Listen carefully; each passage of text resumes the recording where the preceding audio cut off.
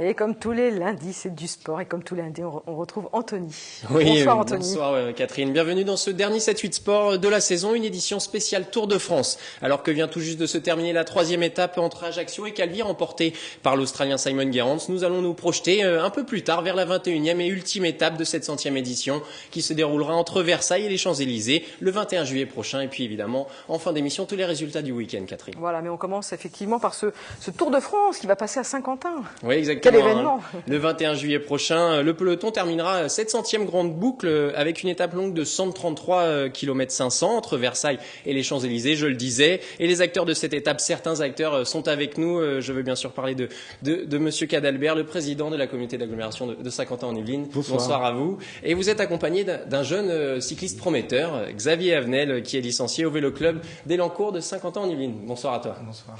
Alors, je le disais, cette étape va être un peu unique déjà, puisqu'on va partir de Versailles, traverser toute l'agglomération pour finir sur les Champs-Élysées de nuit. C'est déjà en soi une étape presque exceptionnelle, non ? C'est exceptionnel, mais pour nous, le vélo, c'est pas exceptionnel, hein. Et c'était normal qu'on fasse en sorte que le Tour de France passe par le Vélodrome de Saint-Quentin, centre national du cyclisme, qu'on va effectivement inaugurer à la fin de l'année. Et d'avoir cette étape mythique entre Versailles et les Champs-Élysées, forcément, ils vont passer par la Minière, ils vont aller du côté de Challenger, à Guyancourt, tout ça, et revenir sur Montigny devant le Vélodrome pour repartir. En voyant ces amateurs de vélo passer devant la stèle Jacques Anquetil. Voilà, c'est bon, allez-y.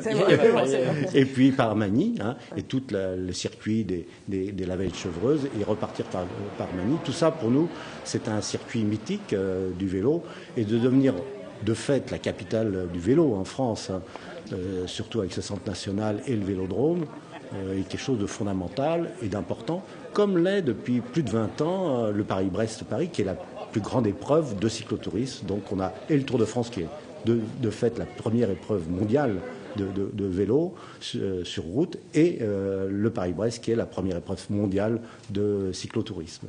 Oui, il faut le rappeler, hein, le Tour de France s'est diffusé dans 190 pays pendant 3 semaines au niveau des droits télévisuels. Et ce parcours, est-ce que vous avez joué un rôle justement? Vous vous êtes dit, il y a le Vélodrome, on veut que le tracé fasse un petit détour, puisque sur cette dernière étape, le tracé fait un petit détour justement par la communauté d'agglomération. Du coup, est-ce que les élus ont leur mot à dire ou pas? Bien sûr. Tous les ans, pratiquement, le Tour de France passe à Saint-Quentin-en-Yvelines, à Magny-les-Hameaux. Hein, faut le rappeler. On a vu la stèle de Jacques Anquetil. Donc, il passe à Magny-les-Hameaux. Là, effectivement, il y a un parcours particulier qu'on a voulu avec les organisateurs du Tour de France, avec la Fédération française de cyclisme, pour passer devant le Vélodrome, qui sera le siège de la Fédération française de cyclisme et le centre national du cyclisme. Les jeunes vont pouvoir avoir tous les outils pour devenir des vrais champions. Hein, ils le sont déjà, mais là, ils n'auront plus d'excuses pour effectivement les Jeux Olympiques 2024. Ils seront au top. Mais ça veut dire qu'il y aura des travaux qui vont être faits pour améliorer le bitume, pour le passage, oui, non. Pour le passage, non, c'est bon. On a fait, bien sûr, on a fait attention, surtout pour les problèmes de travaux, puisqu'on est en travaux, pour effectivement faire que l'accès entre le Vélodrome et la gare puisse être fini, c'est l'avenue du Pas du Lac. Mais on a surtout fait attention à ce que pour le 21 juillet, là, tout le monde sera effectivement amené à regarder passer non seulement le Tour de France, mais aussi toute la caravane du Tour de France à Saint-Quentin-en-Yvelines, dans cette étape mythique de Versailles à Paris. Cette 21e étape, on le rappelle, va passer d'abord par Guyancourt, évidemment le départ de Versailles, puis Montigny-le-Bretonneux, devant le Vélodrome, on repart sur Voisin-le-Bretonneux, puis Magny-les-Hameaux, où il y a cette stèle Jacques Anquetil qui sera sûrement peut-être ce moment un petit peu émotion, côté histoire de cette étape. Oui, mais encore une fois, il passe régulièrement tous les ans devant la stèle. Là, c'est pas de passer dans la vallée de Chevreuse à Magny-les-Hameaux et la stèle Jacques Anquetil, je dirais que c'est presque de la tradition. Par contre, pour passer devant le Vélodrome de Saint-Quentin-en-Yvelines, c'est vrai que c'est une première, et je pense que tous les amateurs de vélo seront contents de voir comment l'investissement national, régional de la France et de l'agglomération pour la promotion du vélo, et que les jeunes aient des outils à la hauteur de leurs ambitions, comme l'est Grégory Boget, n'a pas été champion olympique, n'est que médaille d'argent, peut-être parce qu'il n'y avait pas les outils d'entraînement qu'il aurait maintenant. C'est souvent ce qu'il disait d'ailleurs pendant ses compétitions. Il y aura des drapeaux français plantés autour du Vélodrome. Il y a une petite déco prévue. Pour l'instant, non. Il n'y a pas de déco, parce que d'une part, il n'est pas terminé. Oui. La piste n'est même pas encore montée. C'est tout l'aspect extérieur qui sera mi-août, le 12 août. Voilà. Sur ces 5 villes traversées, ça fait donc une bonne partie de cette étape sur l'agglomération. Comment on organise le trajet, le passage du Tour de France ? Il y a des axes fermés, comment ça se passe ?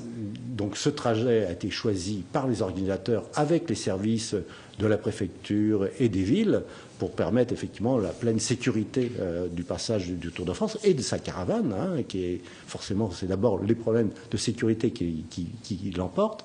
Et après, bien sûr, les routes seront fermées à partir de 3 heures, mais vous aurez des panneaux partout, vous aurez des petites affiches sur le Tour de France, passage du Tour de France qui sera mis partout. Voilà. Vous l'avez en scoop, la première. Et on voit bien le vélodrome dessus, là. Bien sûr. Et c'est ça qui est important pour nous, c'est de faire que ce 21 juillet soit un jour de fête du vélo. Surtout que la dernière étape, en général, c'est pas une course à part sur les Champs-Élysées, c'est surtout une parade des coureurs qui ont fait effectivement, qui ont atteint la dernière étape. Parce que la récompense. Déjà, il faut l'atteindre la dernière étape. Il faut arriver jusque-là, oui. On a l'impression que depuis quelques années, le vélo est devenu un petit peu le mode de transport à la mode, en fin de compte, un petit peu. Et avec tous les espaces qu'il y a sur Saint-Quentin-en-Yvelines, c'est vrai que c'est plutôt propice ici, non ? Le territoire de Saint-Quentin-en-Yvelines est relativement plat. C'est bien des problèmes. Xavier, tu peux peut-être en attester. Et c'est vrai qu'il est propice au déplacement en vélo. On a fait de nombreux kilomètres de pistes cyclables. On continue à avoir un programme avec la région de développement de ces pistes cyclables. Et aussi, on vient de voter jeudi un projet de plan local de déplacement et dans lequel il y a un certain nombre de vélostations qui sont importantes. Il ne suffit pas d'avoir que les pistes cyclables. Et donc, on continue cet objectif de faire en sorte qu'il y ait beaucoup plus de gens qui puissent, dans de bonnes conditions et d'abord des conditions de sécurité, prendre leur vélo pour se déplacer.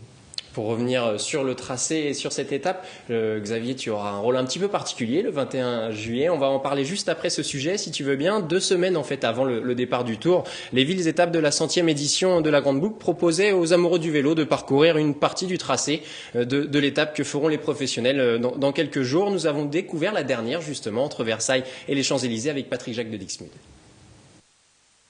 En voyant ces amateurs de vélo passer devant la stèle Jacques Anquetil, en haut de la côte de Châteaufort, on s'imagine déjà le 21 juillet, lorsque le peloton du Tour de France traversera le parc du château de Versailles avant l'arrivée finale en nocturne sur les Champs-Élysées. Avec la journée à chacun son étape, ces cyclistes ont pu se glisser dans la peau des professionnels pour quelques kilomètres. Important, pas forcément, mais c'était un petit clin d'œil. On pourra se dire, j'ai fait au moins quasiment l'étape du Tour. Ces cyclistes amateurs ont mis en moyenne près de 3 heures pour parcourir les 87 km proposés par le Conseil général entre Versailles et le Trocadéro. Avec 800 mètres de dénivelé positif, longue de 133 km, cette dernière étape ne sera pas de tout repos pour les coureurs. C'est un peu casse-pattes quand même, quelques bonnes côtes. Et notamment c'est à l'arrivée là, au niveau de la côte des Gardes, avec le petit radar qui tue bien son homme. Pour que la fête soit parfaite, les amoureux du vélo pouvaient croiser ici ou là des anciennes gloires du peloton. Ça a redonné un petit peu le sens de la fête du Tour de France, qui est toujours une fête le Tour de France, parce qu'on le voit par tout ce qu'il a encouru, tout ce qu'il a passé, ça reste toujours une fête populaire, on a toujours le monde, et en faisant des manifestations comme ça, je crois que c'était une belle journée réussie. Une fête que tout le monde n'a pas pu vivre. À la demande de la préfecture de Paris, les organisateurs ont dû revoir leurs prétentions à la baisse. Seuls les 250 premiers inscrits sur 1200 demandes ont pu ainsi prendre la route vers Paris.